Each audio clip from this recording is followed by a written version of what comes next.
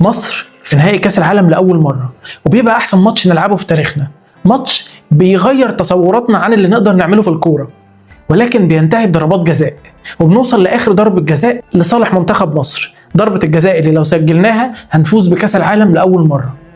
الاعصاب كلها مشدوده، اغلب الناس مش قادره تبص على الشاشه، الكون كله بيسكت وبيترقب ضربه الجزاء. ثواني هي الاتقل في حياه كل المصريين، وهيلعبها كابتن الفريق، ويدخل ويسجل ضربة الجزاء ونكسب كاس العالم لأول مرة في تاريخنا، والعالم كله يحتفل، الجماهير كلها بتفرح واللعيبة كلها بتفرح، وعياط في كل حتة، كل بيت في مصر بيتهز من الفرحة والعياط والخضة وعدم التصديق وكل المشاعر مع بعض. هاوي عبارة عن أفراح صغيرة، الشوارع أفراح في كل حتة، لعيبة المنتخب بيتم استقبالهم استقبال أسطوري ما حصلش قبل كده لأي لعيبة ولا لأي حد في مصر، بيفضلوا يشكروهم للأبد، بيحسوا تجاههم بامتنان حقيقي. الناس بتنسى كل مشاكلها ونفكر في حاجة واحدة بس، إننا لأول مرة كنا الأفضل على مستوى العالم، دخلنا بطولة ورجعنا بالكاس بتاعها اللي بيقول إننا الأفضل على مستوى العالم في حاجة معينة، وده بيخلينا نصدق نفسنا ونصدق إن احنا نقدر. وهنا بقى محتاجين نقف عشان الجزء اللي جواك اللي كان عمال يقول مستحيل في الدقيقتين اللي فاتوا، الجزء اللي بيقول لك ما تحلمش للدرجه دي، ما تبالغش، خلينا واقعيين. الجزء ده اللي بيبتدي كل مره بالشك بدل ما يبتدي بالمحاوله، اللي بيستبعد فرص الفوز من قبل ما نلعب البطوله، وكأن احتمالاتنا في الكوره هي خساره فادحه او تعادل مشرف.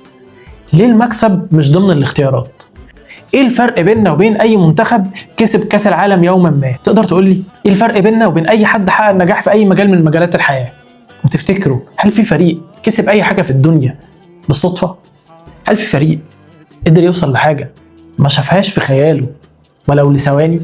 اللي بحاول اقوله هو ايه هيحصل في دماغ كل لعيب صغير بيدخل المنتخب لو هو داخل وعامل حسابه انه بينافس على كاس العالم. اللعيب ده هيتمرن ازاي وهياكل ازاي وهينام ازاي وهيرتاح ازاي ومدربه هيخطط ازاي؟ ايه هيحصل في كل مجالات الحياه لو ما بنبتديش من التقليل من نفسنا، لو بنتحرك واحنا متخيلين اننا نقدر نحقق اي حاجه في الدنيا، ان مفيش فرق بيننا وبين اي حد، عشان اصلا محدش قال ان في فرق بيننا وبين اي حد، دي حاجه احنا حجمنا بيها نفسنا، حاجه احنا حطيناها كعبء وكتقل على قلوبنا من قبل ما نبتدي، حاجه بتقلنا وبتخلينا ما نقدرش نتحرك لقدام، حاجه بتحد من الافق بتاعنا وبتحد من قدرتنا على اننا نحلم ونتخيل. لو الحاجات دي مش عندنا عشان شئنا ام ابينا، مفيش حد بيحقق حاجه لو مش قادر يشوفها جوه دماغه، مفيش حد بيحقق حاجه لو مش قادر يحلم بيها يوما ما ولا قادر يتخيلها. الكلام ده ينطبق في كل المجالات مش بس في الكوره.